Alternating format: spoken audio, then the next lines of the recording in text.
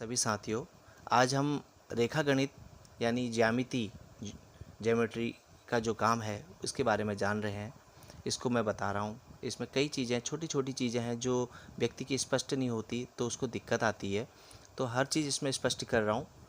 तो इसको समझने से पहले आप मेरे चैनल को सब्सक्राइब कीजिए, लाइक कीजिए और इसको समझते हैं। आइए देखिए, छोटी छोटी चीज़ें हैं। न्यून कोण, जिस कोण की माप 90 अंश से कम हो उसे न्यून कोण कहते हैं।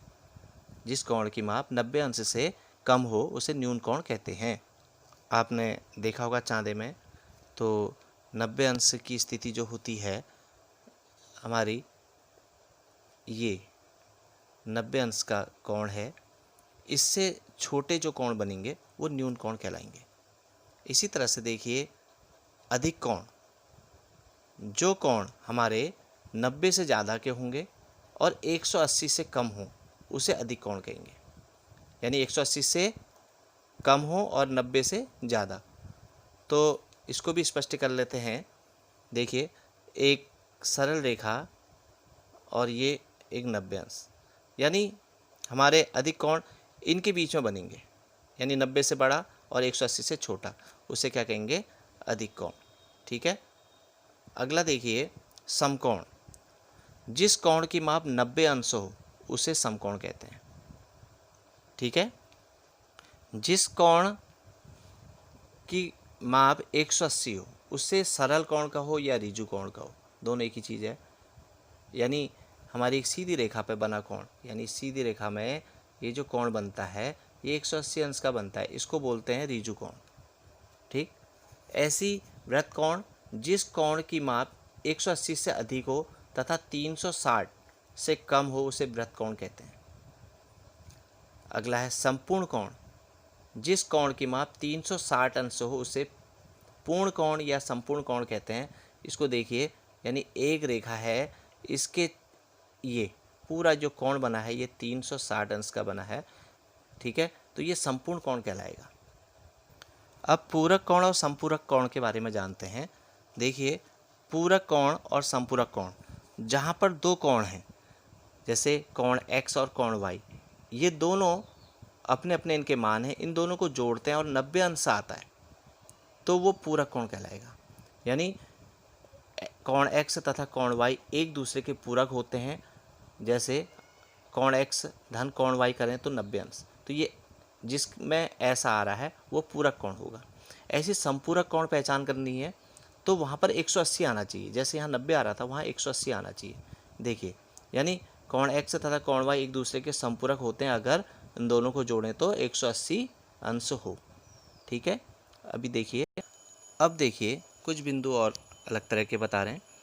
त्रिभुज बनाते हैं, त्रिभुज में 3 कोण होते हैं और उन तीनों कोणों को हम जोड़ते हैं तो 180 आता है।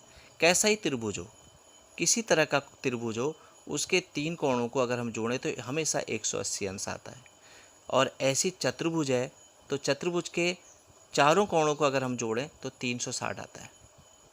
ठीक है। अगला बिंदु देखिए, 3 या अधिक बिंदु, 3 हो बिंदु या अधिक बिंदु, वो संरेख तभी होंगे जब वो एक सरल रेखा में हो। यानी एक सीधी रेखा में, जैसे मान लें एक सीधी रेखा है, ये सीधी रेखा है, इसमें एक बिंदु हमारा है, एक बिंदु ये, एक बिंदु यहाँ है, एक बिंदु ये है, एक बिंदु, ये संरेख है क्योंकि एक सीध में। तो यही चीज़ कह रहा है, 3 या उससे अधिक बिंदु संरेख तभी होंगे जब वो एक सरल रेखा में हो। ऐसी अगला तीसरा बिंदु मैं बता रहा हूँ, एक बिंदु पर बने सभी कोणों का योग 360 अंश होता है। यानी जैसे ये एक बिंदु में ये कोण बना है, एक कोण ये बना है, एक कोण इधर बना है, एक इधर बना है, यानी जितने भी कोण हैं इन सबको जोड़ेंगे तो हमेशा 360 आएगा। ठीक है। जैसे अभी हमने संपूर्ण कोण की बात करी थी तो वो संपूर्ण कोण ही यहाँ पर बन जा रहा है। ठीक। ऐसी अब अगला देखिए, यहाँ पर एक आकृति दी है, ये एक 2 समांतर रेखा हैं, इसका नाम L, इसका नाम M, इसका नाम P। ठीक है।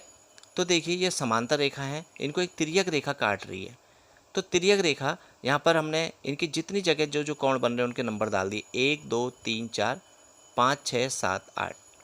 तो इसमें ये जो नंबर हैं इसमें देखिए संगत कोण युग्म कौन कौन से, यानी संगत कोण किस किस को कहेंगे। तो संगत कोण एक हमारा कोण 1 है, तो ये कोण 5 संगत कोण है, ये मैंने समझाया है। ऐसी 2 है, ये नीचे साइड का कोण, तो ठीक इसी नीचे साइड को 6 है, तो ये संगत कोण है। ऐसी यहाँ पर हमारा 4 है, तो इसका संगत 8 होगा। 3 है तो इसका संगत 7 होगा। ये संगत कोणों की पहचान है। और ऐसी एकांतर अंतः कोणों की जोड़े देखें, एकांतर अंतः कोणों की जोड़े, तो इसमें ये 3 है, तो एकांतर मतलब एक तरफ ये है तो दूसरा इधर को है, अंदर ही साइड को ये एकांतर है। यानी 3 है कोण, तो कोण 5 उसका एकांतर अंतः कोण का जोड़ा है। ऐसी 2 और 8 का जोड़ा होगा। ठीक है, 2 और 8 का जोड़ा होगा। तो आज इसमें यही इतना ही। अब आगे को फिर इससे आगे को बताया जाएगा। धन्यवाद।